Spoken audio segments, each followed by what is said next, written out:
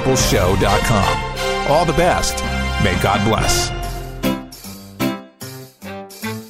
1-877 Cars for Kids.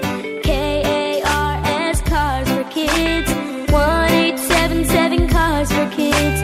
Donate your car today. Donate online at carsforkids.com. That's cars with a K. Pickup is quick and easy. You'll get a vacation voucher and maximum tax deduction. 1-877 Cars for Kids.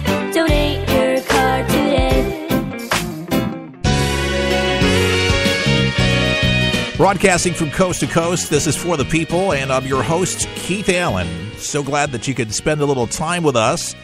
If you like the broadcast, please share the broadcast with as many people as possible. Even if it's just one, it's one more person that knows about For the People, and let them know what you like about the broadcast. But that would be a huge help. And if you'd like to become a member of For the People, that keeps us on the air because we're listener supported. ForThePeoplesShow.com. You can give a one-time gift. You can sign up a monthly giver. We have subscribers, and you can just pick the denominator, how much you want to actually give. But I do appreciate my friends across the country who believe in me, because without you, there would not be any For the People. And, I really appreciate the folks that give me a chance at being able to go to the microphone and allow you to, put up with me. I guess that's the only way to say it. It's tough during the week because you want to come on every day and comment about, various news stories and happenings. And I have to wait all week to be able to do it. And, we're hoping that we can go ahead and make this, more productive financially, where I could do much more of that. And I think that day will come, and I'm going to continue being relentless, doing what I'm doing now until that day comes. But in the meantime, I certainly could use your help, and if you'd like to help out the cause here at For the People, forthepeopleshow.com. The Austin bomber, this is another tough one. I mean, you have a lot of things going on, school shootings here. You got the Vegas shooter. I mean, it's just, one catastrophe, one horrific horror after another. It's just what gives. It's evil, folks. There's no other way to really put it except this is evil. Authorities are scratching their heads, asking the question: what would cause Mark Anthony? What was his motive? Or actually, the lack of one continues to frustrate authorities as much as the case puzzled police from the very beginning. After this first package exploded on an Austin doorstep, police assured the public that there was no wider threat, no signs of terrorism. The idea of a serial bomber striking random strangers, it never came up. Then the March 2nd blast killed Anthony Stephen House, a 39-year-old man with a background in finance and an 8-year-old daughter. Investigators didn't rule out that House may have mishandled homemade explosives. Then hours later, in an interrogation room, detectives told one of House's neighbors their main theory, that the deadly package was retaliation, maybe from a drug cartel, for a raid days earlier that seized more than $300,000 and 30 pounds of pot. The cartel just got the address wrong. They're saying, who's trying to blow you up? They're trying to do the whole thing. Help us out. Help you, because they're not going to miss it again, said Mark McCrimmon, an Austin attorney who represents the neighbor. It wouldn't be the last wrong lead in the 3-week search that eventually led to Condon, an unemployed community college dropout who blew himself up Wednesday. That's really surmises what happened. They had him wrong from the start. It was very unpredictable. That's what evil is, folks. It's unpredictable behavior. There's a lot of loose cannons in our society. Let me give you just a brief example. I did not expect this today. And it's not, the serial bomber. I don't think he is, but really loose personality. You ever get to a light where everybody's trying to jam themselves into a left or a right lane? Well, there was another notch in the left lane, and this gentleman was not in the turn lane, and he was screaming, calling me every name of the book. There's another lane there. You need to get over the left lane right now. A whole nother lane there. Well, I didn't need to get the left lane because I needed to be in the right lane because I was making a turn. But it inconvenienced him, and he was just thinking about himself. And a total lunatic. I don't have any idea who this guy was. He did not know who I was. It doesn't really make a difference other than to say, did he wake up this morning thinking he was going to blank this, blank that, mad because he wasn't in the right lane? But first of all, he wasn't in the right lane. He's mad at the wrong person. And I think a lot of this stuff is misdirected. Something in me just tells me that's much more out there going on than meets the eye. I really am convinced that there's a spiritual component to people's darkness. They say about Condon's darkness, that he lived in a dark place. We did not realize, his family, quote, did not realize what darkness that Mark was living under. We didn't realize it. Maybe darkness actually is inside of him. Yeah, I'm one of those that believes that there's spirits. I believe that people make willful decisions to let them in. Yeah. That's why I really believe that you got to make sure that you got the King of Kings living in your heart, and you give your heart over to Jesus, because I really do believe that you can be taken over. I believe that people subject themselves to all sorts of doorways that allow these spirits in, and it destroys them. It makes them do things that regularly they wouldn't. I do believe in mental illness. I do believe that's a big component. But that and associated with evil, we talked about earlier in the broadcast that there are people that have room temperature IQs. Well, think about that mixed with evil. They'll do anything at a whim. Something will trigger them. Just like the Vegas shooter, we may never know why this guy did what he did. But young, very young, and what was going through his mind at the time when he was doing this, God only knows. But that wasn't a rational, that we would think is rational. But maybe in his mind, he felt that he was justified.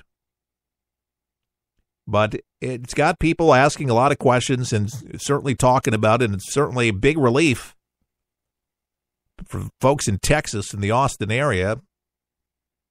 They were just nervous to open up any more boxes, and authorities told them locally that if you weren't expecting a package, or there's something suspicious still, there could be more bombs out there. So call the bomb squad, call the FBI, call the local authorities, and they'll send the bomb squad out, take the package, and do their stuff to make sure that nobody gets hurt. But they actually got into his house, found all the stuff that he was making the bombs with. And some of the bombs were different than others. And he left this audio manifesto explaining how he made every bomb. But there wasn't really any reason for why he was building them. And striking detail, he let authorities know, at least he admitted that these were his bombs, had his signature on it, and how he built them, and et cetera, to take credit for it. So he got credit for it, so nobody else could do this. Again, why this young man decided to go ahead and bomb people, literally, randomly, just doesn't make any sense. It really doesn't. And that's just the problem with these particular incidences that are happening in our country. It's a weird darkness, and I feel like Society has certainly turned itself in that direction with things that people ingest through movies, through our society, through books, materials, through relationships or non-relationships now, where we talk about the human experience where people don't even talk to each other anymore. Or they're afraid to say anything. We saw that in Orlando, where people were suspicious of Mateen. They were suspicious of that family.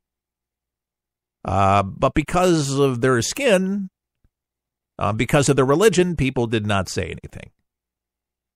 And that's where people are. They don't want, it's not my business.